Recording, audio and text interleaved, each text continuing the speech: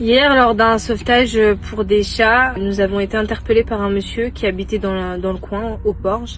Il y avait un faon qui était très affaibli au niveau d'un arbre.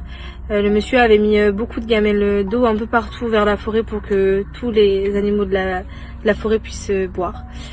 Quand on a été le voir, il était très faible, il ne marchait pas, il se laissait toucher, approcher. Il avait très mal au niveau du ventre, donc il pleurait beaucoup. On l'a récupéré, nous l'avons mis dans le noir, le temps de le transporter dans un centre spécialisé. Ça a été très touchant pour nous.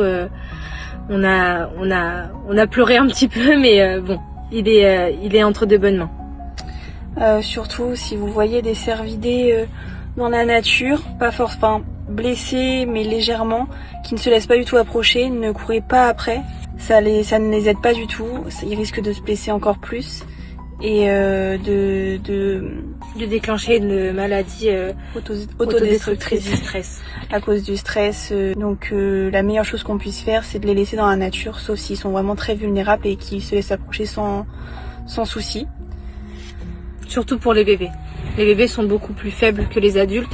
Les adultes, même s'ils boitent, etc., il faut les laisser. S'ils vous fuient, c'est qu'ils veulent pas que vous les attrapiez. Pour le petit faon qu'on a sauvé hier, il est en soins, il est sous oxygène. Avec les fumées qu'ils ont inhalées, ils sont très très faibles.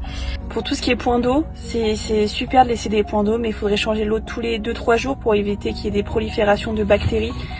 Mais aussi aménager la gamelle avec des branches, des pierres pour éviter aussi aux petits animaux de se noyer, parce qu'il faut pas les oublier, ils sont aussi là. Et aussi en même temps de pouvoir faire ressembler le plus à un milieu naturel.